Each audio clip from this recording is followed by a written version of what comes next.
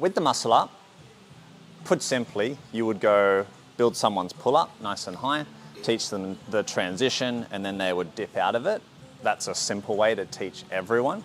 But over the years teaching muscle up, there's been a few details that just pop up, and it's really helpful to address those in class. And there's some members where it might just be another drill on their way to muscle up, but for other members, it might click with them, and then that's their key to getting up. So these are just two that I have found to be helpful in addressing those small things that some of the members are missing going for their muscle up, and that's why the drills are in the program. So if you've done the rings program in the last 2-3 months, you have probably done these exercises. This is just to unpack a little bit more about the why.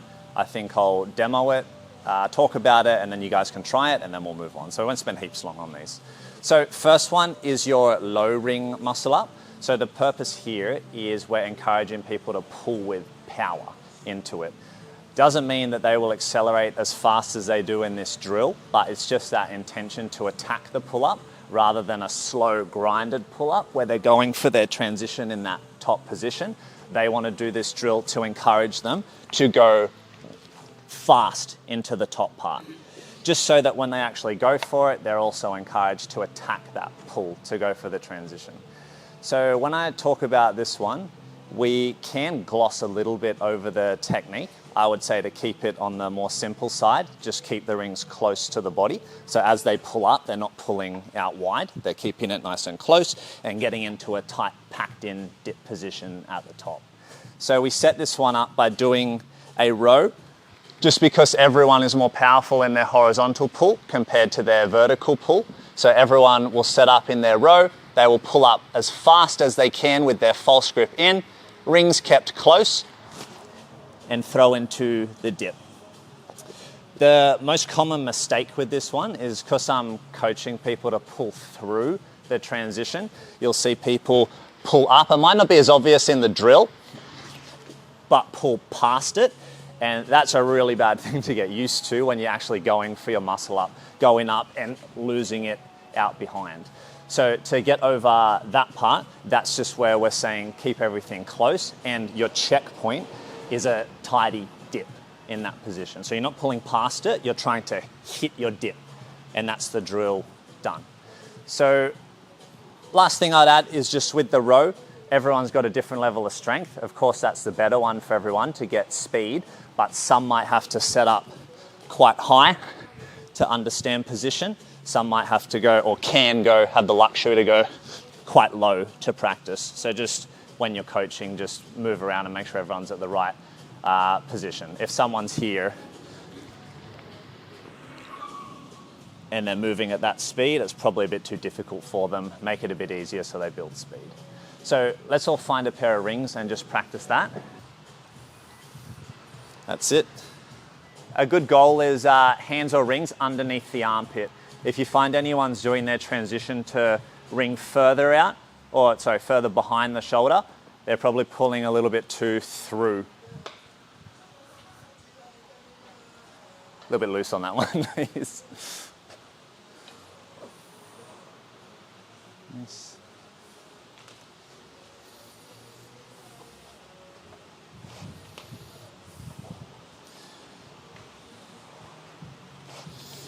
Nice, Anna. Okay, the next one is our transition. So we've practiced transition a lot. The intention here is what's a bit different, and then what we progress to. So the transition, the way I'm coaching it, is you are up in your false grip, top of the pull with the rings closed on the chest. You then open up to reveal the chest. You drive your elbow back and you roll your shoulder over. So I'm kind of basing this drill on applying that technique. You guys might teach it a little bit different, but those would be the steps I would go through. So we're doing transition work as part of class. Now the intention that's different is probably just having a preface to the start of the class or start of the muscle up is everyone thinks, and it largely is, muscle up is up and down. But I think what's missing is that idea that there is some horizontal or back and forth movement of the shoulders. So when you see some people attempt their muscle up, they'll come up and they're trying to get up. Maybe they're trying to get the shoulders through, but it doesn't really look like there was any intention to pull through to get the shoulders from where they'll be in the top of a pool, which is behind the rings, to in front of the rings here. So just understanding this part is what we're trying to hone in on. You can even exaggerate it because we're doing it with feet on the ground. So members will set up below the rings. It doesn't matter if they're dead hang or arms slightly bent. They just want to get to the top position, and as they go to do the transition, their shoulders are below the rings and behind the rings, and they're pulling through to get in front and slightly above. So that's what you'll be looking for. You try to explain it that you can break it down step by step. Up here, open up, roll forward. But when you actually do it, it is actually holistic. Everything is overlapping each other. So as soon as you get to the top of the pool, you're trying to open up the rings. You're trying to roll the shoulders forward. Focus on it as well coming back. On this part, bottom of the dip, the chest should be active. I think even though everyone wants their concentric muscle up, there should still be some attention given to really building a good quality negative. So this part I think gets a lot of the members as well, is in this bottom of the dip and I'm on my way down, the chest should be active. So as I go below the rings, I'm not simply melting through the rings. I'm actively pushing my body from in front to behind and then closing the rings here. So what that requires is maybe a bit ironic to the point that we're going down, but we actually have to put a bit of a push in to go back up so that we can shift our body from in front to behind. If we're simply thinking of just lowering, we're just going to continue to go down, and that compromises the shoulders and just can result in a crappy repetition. So let's just go onto the rings. Just practice the transition and just focus on going from top of the pool to bottom of the dip, and think of the backwards and forwards movement of the shoulders. Once you guys have warmed that up enough, we then move on to negatives, which we can just touch on for today. But because that's going to be everyone's first thing they hit before a full body muscle up is their negative with body weight, you would then get some of the members, if right, to go down into their dip and then focus on going from in front to behind and catching. Okay, let's set the rings up and give that a go. So it doesn't have to be one of those drills that's like really hard at first. It's just for members to understand the intention of what the body's doing.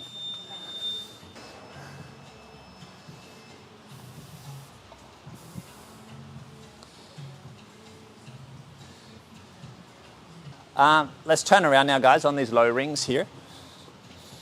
This is more from a, very much a coaching perspective, is I've found that a lot of people think that if they use their feet to assist with a dip or a muscle up or a chin up, it's like the biggest downgrade ever.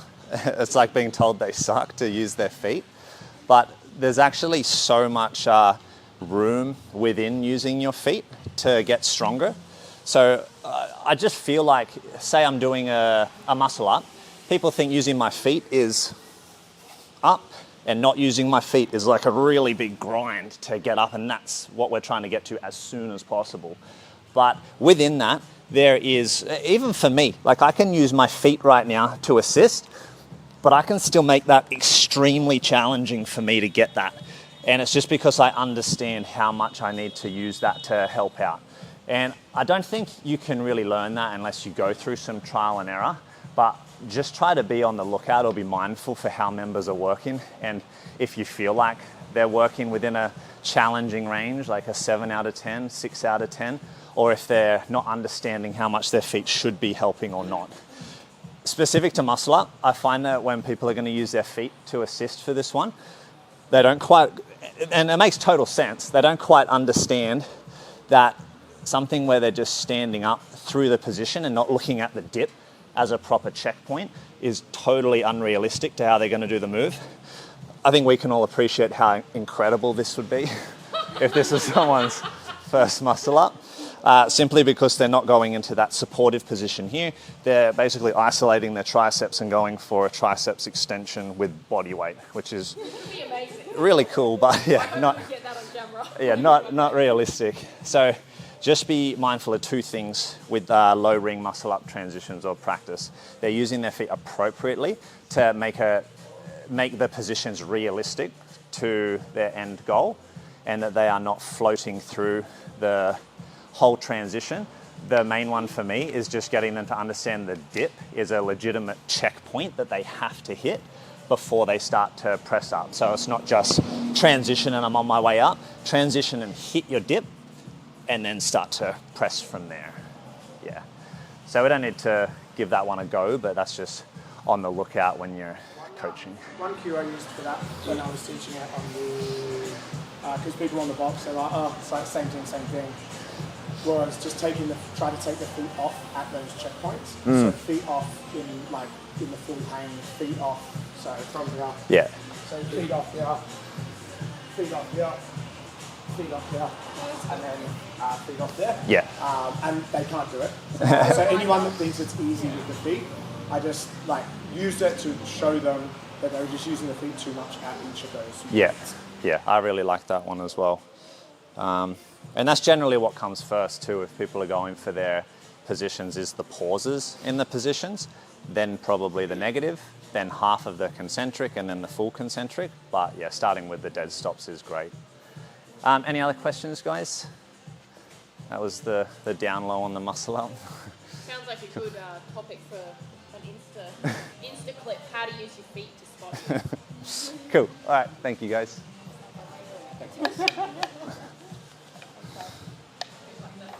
Oh, you guys could all look at the camera and say subscribe now. Subscribe, nerds! Subscribe. I don't know which camera I'm Yeah, it's okay.